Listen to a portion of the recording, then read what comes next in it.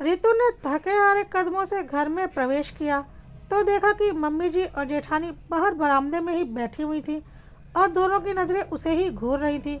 अजीब सी कुटिल मुस्कान थी उनके चेहरे पर, ऐसी मुस्कान जिसने रितु को अंदर तक तोड़ दिया।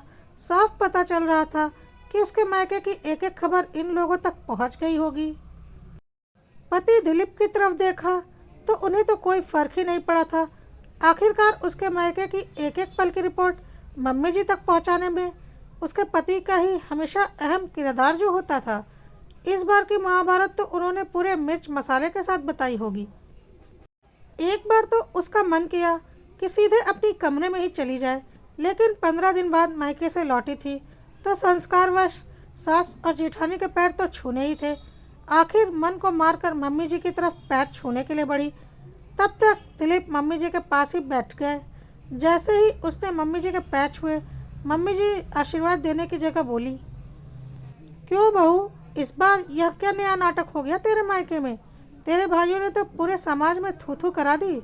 हमें तो बताते ही शर्म आई कि वो लोग हमारे समधियाने के लोग हैं। पर रितु कुछ न बोली, अपनी आंखों में आंसू लिए जेठानी के पैर छुए और अपने कमरे में चली गई। देखो तो, बात करते ही शर्म आ रही है। अरे सिर्फ इतना ही तो पूछा था, नहीं जवाब देना था तो मना कर देती। यूं मुंह उठाकर सीधे कमरे में जाने की क्या ज़रूरत थी? जेठानी ने ताना मारा।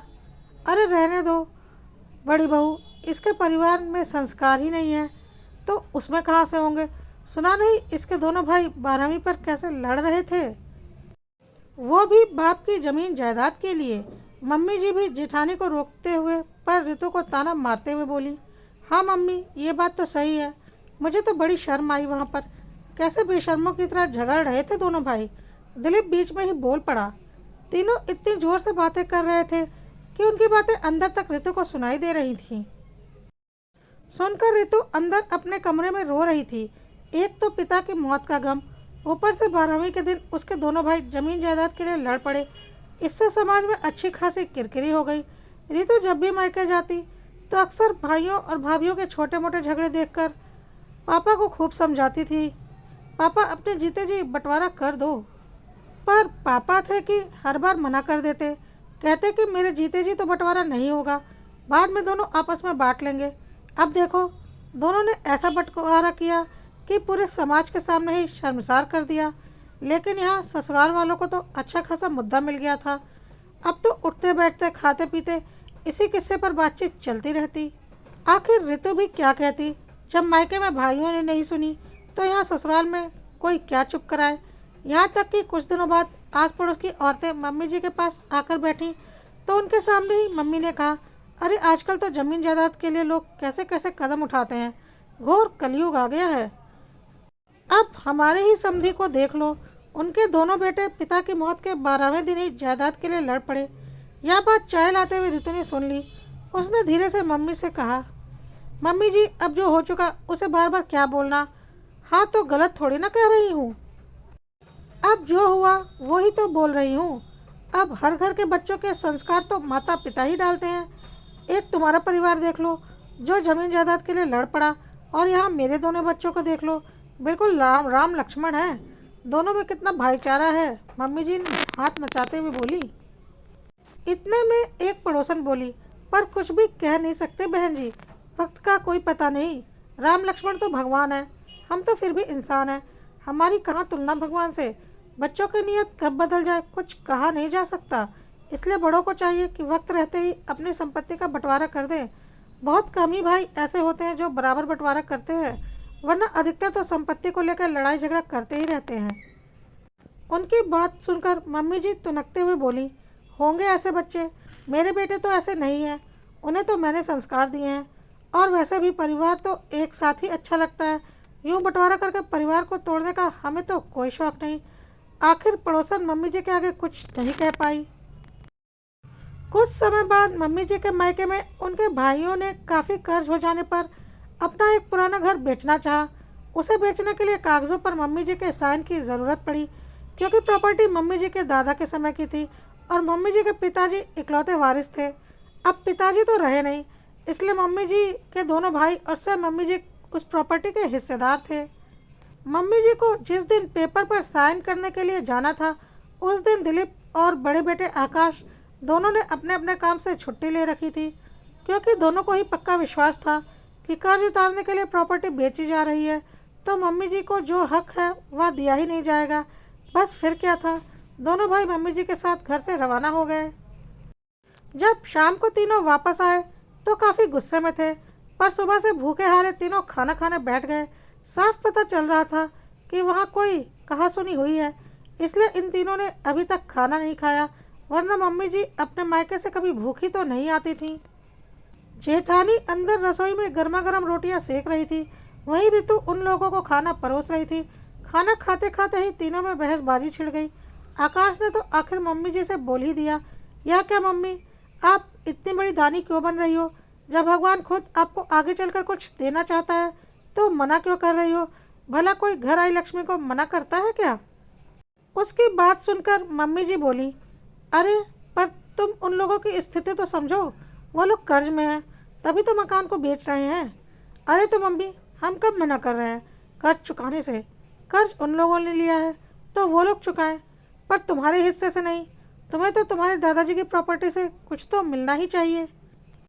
दिलीप भी बीच में बोल ही पड़ा, तेरे सामने ही एक बार बोला तो था मैंने कि भाई पूरा हिस्सा मत दो मुझे, लेकिन कम से कम थोड़ा बहुत तो दे दो।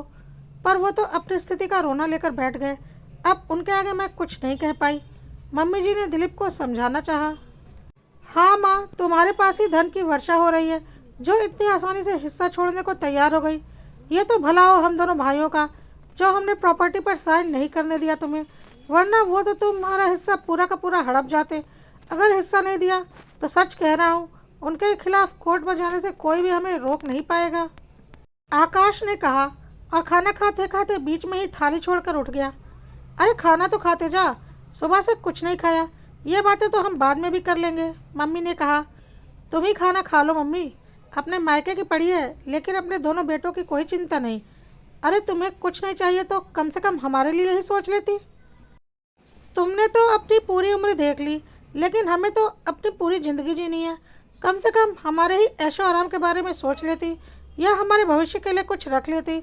भाई सही कह रहा है, इतनी आसानी से आई हुई लक्ष्मी को हम जाने नहीं देंगे। आखिर ज़मीन जायदाद का मामला है, थोड़ा बहुत नहीं, तुम्हारा पूरा हिस्सा चाहिए। कहते हुए दिलीप भी खाना खाते खाते उठकर खड़ा हो गया और अपने कमरे में चला गया। अब मम्मी जी से रोटी का निवारण निगलते नहीं बना। उदास होकर मम्मी जी ने भी अपनी थाली को प्रणाम करके खड़ी हो गई। मम्मी अपने कमरे में जाने की हुई, तभी ऋतु की निगाह उनसे टकरा गई। उनसे कुछ भी कहते ना बना, वह चुपचाप अपने कमरे में चली गई। 2 दिन तक घर का माहौल ऐसा ही रहा। मम्मी अपने बेटों को समझाती रहीं, लेकिन दोनों तो मानने को तैयार ही नहीं हुए। 2 दिनों के बाद मम्मी के भाई का फ़ोन आया तो घर में फिर से कहासुनी शुरू हो गई। आखिर आपके भाई की इतनी हिम्मत कैसे हुई? आप ही के हिस्से से आपको आधा हिस्सा देकर आपके ऊपर एहसान कर रहे हैं क्या वो लोग? साफ साफ कहो कि आप उनसे पूरा हिस्सा लोगी। आकाश ने कहा, हाँ मम्मी, अब तो कोर्ट केस होकर ही रहेगा। तुम्हारे हिस्से की 1 फूटी कौड़ी भी नहीं छोड़ने वाले हम लोग। देख लेना, अच्छे से सबक सिखाएंगे उन्हें। दिलीप ने भी हाँ में हाँ मिलाते हुए कहा, अरे पर तुम दोनों समझो तो सही, वो लोग बहुत ही परेशान हैं, कैसी स्थिति से गुजर रहे हैं। भगवान का दिया हमारे पास तो सब कुछ है, फिर क्यों इतने से हिस्से के लिए लड़ रहे हो तुम लोग? मम्मी जी ने दोनों को समझाते हुए बोला, मम्मी तुम्हें कुछ भी बोलने की ज़रूरत नहीं, हम खुद ही देख लेंगे कि हमें क्या करना है। तुम में इतनी ही अकल होती तो हमें यह दिन देखना ही नहीं पड़ता। दिलीप ने चिल्लाकर कहा, आप मम्मी जी से कैसी बातें कर रहे हो? अचानक ऋतु बीच में बोल पड़ी, तुम तो चुप ही रहो, हम तो फिर भी अपने घर में इस तरह की बातें कर रहे हैं। तुम्हारे भाइयों ने तो तुम्हारे पिता की 12वीं में क्या किया था, वो तुमने देखा नहीं था क्या? संस्कार तो तुम लोगों में है नहीं और हमारे बीच में बोल रही हो।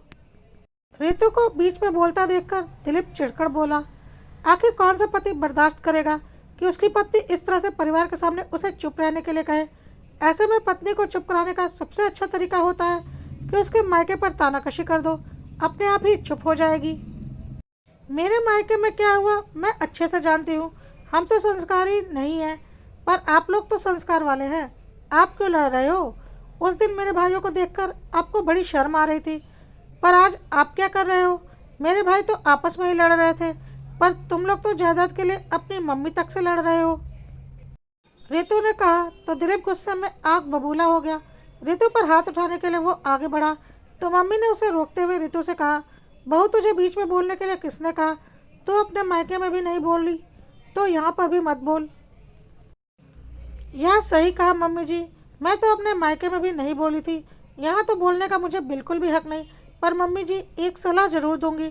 मेरे भाई तो मेरे पिता के मरने के 12वें दिन जायदाद के लिए लड़ पड़े थे, लेकिन आपके दोनों बेटों को कोई भरोसा नहीं, इसलिए अपने जाने से पहले खुद ही बंटवारा करके जाना। जमीन जायदाद है ही ऐसी चीज़ जो अच्छे अच्छे संस्कारों को धराशायी कर देती है।